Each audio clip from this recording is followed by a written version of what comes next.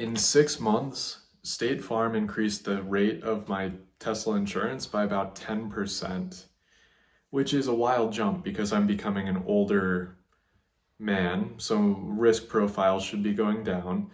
On top of that, inflation has cooled some.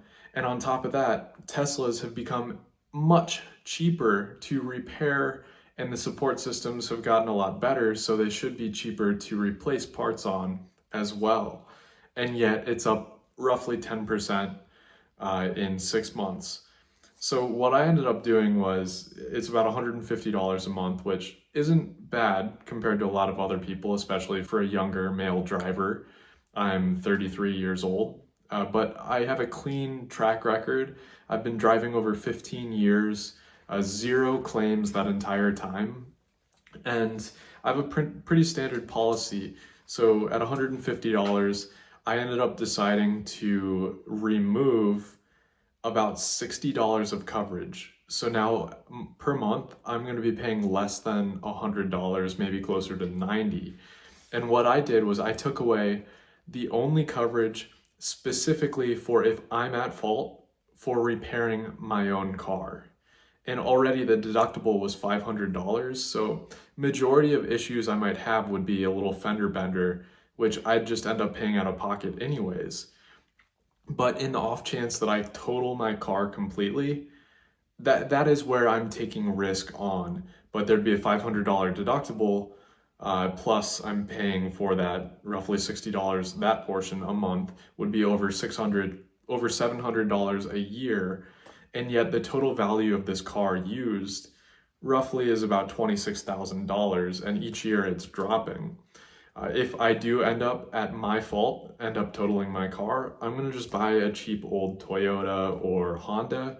But given my track record and how risk averse I am, the probability of that happening is extremely low, and I'm willing to accept that risk.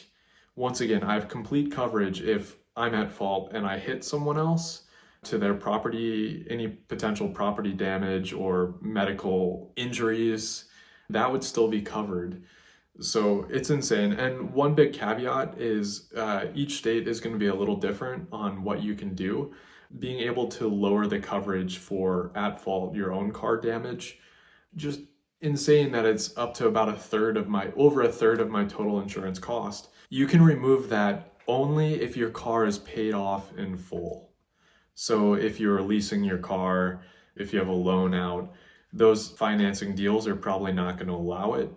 But for those of you that are safe drivers, similar to me, a really good track record, not driving in risky situations, driving like a grandma or safer than a grandma in a lot of ways, this might be a good option for you. And I'd love to hear your thoughts. Do you think this was a bad idea? Tomorrow I could get into a major accident, like if I fall asleep at the wheel. But once again, probability wise and having more of a financial understanding actuarial sciences and statistics, I figured it's a risk that I should be willing to take. Just sharing some thoughts on this. I put together a video breakdown on my Tesla insurance a while back. Feel free to check that out for more details. And thanks for stopping by. I hope to see you again soon.